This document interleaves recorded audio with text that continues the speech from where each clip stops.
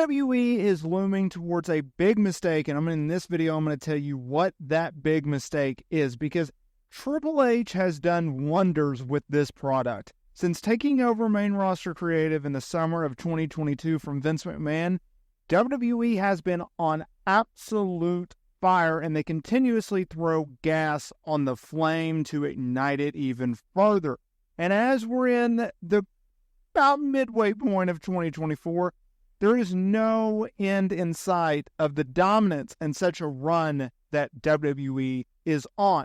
You can credit it for a lot of different reasons. You can credit it to Triple H. I think in large part, I think he should get, 70% of the lion's share of support and credit. You also have to look at the return of The Rock in the first half of 2024. You have to look at the rise of Jey Uso. You have to look at the introduction of new talent, as well as the Bloodline storyline that has carried WWE for the last 4 years and is still going strong and in no end in sight as well. You also have to look at the continuation of Cody Rhodes' story. Thank God he finished it at WrestleMania when he became the undisputed WWE champion by dethroning our beloved tribal chief Roman Reigns at WrestleMania 40. And as we're approaching 2024 even further, as 2025 kicks in, there's a lot of change going on in WWE ahead, right? We have the new TV deals coming into play. Raw is going to Netflix. SmackDown is going back to the USA Network. NXT is going to the CW Network. Big money is being exchanged here for WWE. Their popularity is on fire. Their intrigue, their interest, the social media engagement on fire. They're selling out arenas left and right. And they're also doing something very interesting, especially in 2024 and beyond. Because under Nick Khan, who is obviously the president of WWE, he handles the business side of things while Triple H handles the creative side. So Nick Khan, who got WWE their big money TV rights deal in 2019 as well as in 2025, has done wonders for WWE as well.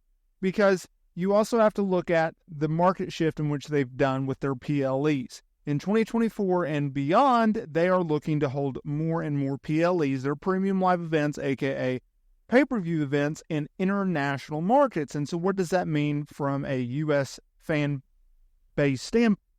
Well, that means that you can expect their big five or big four to be stateside. You can expect WrestleMania and Royal Rumble, SummerSlam, Survivor Series, and Money in the Bank. Those are the big five to me to remain in the U.S. But what if WWE made a big mistake by taking one of its big five, one of its big fours, if you don't count Money in the Bank as that, or Survivor Series for that matter, and what if you put them internationally? Well, that leads us to today's topic, because ESPN had a very interesting article out.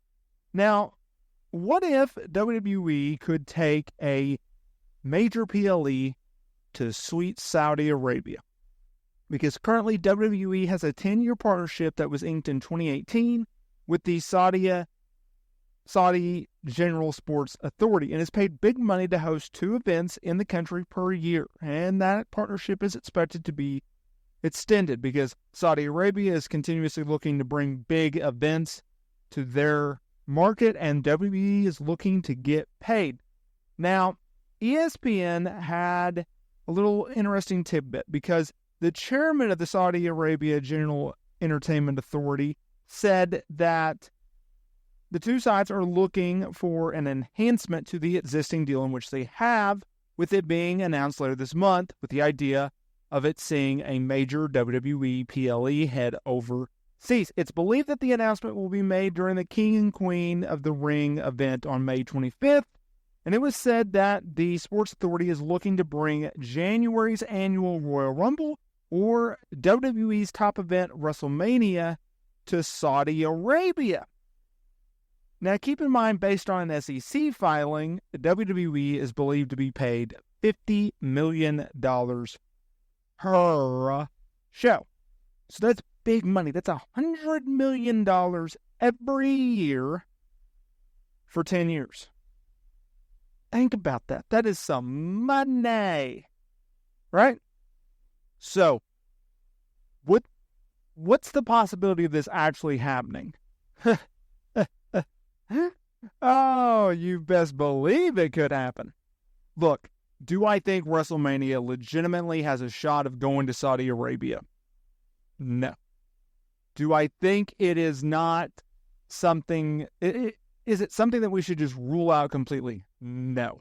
Because Saudi Arabia has shown that they are willing to pay the big bucks. If they're willing to pay $50 million for the, King and Queen of the Ring or Crown Jewel or any of these other events, you best believe they're going to be willing to pay $100, $200, $300, $400, $500 million for a WrestleMania. Now, what is more likely? A Royal Rumble or a WrestleMania being held in sweet Saudi Arabia? It's the Royal Rumble. Because WWE has this business model now where whether it's an international market or whether it's stateside, what they like to do is they like to have cities or countries go in and start bidding on the Royal Rumble. And they get paid what is called a site fee. And usually their production is covered as well, or it's just covered in the site fee. It just kind of depends on the agreement, right? So they get a site fee and that covers their expense, or they get a site fee in addition to a production cost, which is usually about $300,000 or so. And so I can absolutely see WWE entertaining this idea, especially with the Royal Rumble. Why wouldn't you? Yes, the Royal Rumble is a big deal, but it's not as big of a deal of a WrestleMania. There's two reasons why I don't think WrestleMania is going to go to Saudi Arabia. One, it's their biggest event of the year and they like it to be stateside, right? And two, they like it to be stateside because they like to do Media Row and they like to do all these media appearances with its talent and get the word out as much as possible. So I doubt if it goes to WrestleMania, but I do think Royal Rumble is a realistic thing that could happen. Money in the Bank is a realistic thing that could happen. Survivor Series, heck, Money in the Bank, right? Or SummerSlam, rather. I think this would be a major mistake because whenever WWE goes over to Saudi Arabia, they're always used as it's a house show card with a big top match on top. That's it. And it's very predictable and the crowds suck. And it's just not a very good time. And I don't like them. And not a lot of people do. The only thing that I do like about this Saudi Arabia shows is that they're in the afternoon and we get them out of the way. We don't have to wait all day for it to kick on at 7 o'clock at night or whatever time zone you live in. So that's a big mistake that is looming and will likely be something that actually happens in the world of pro wrestling.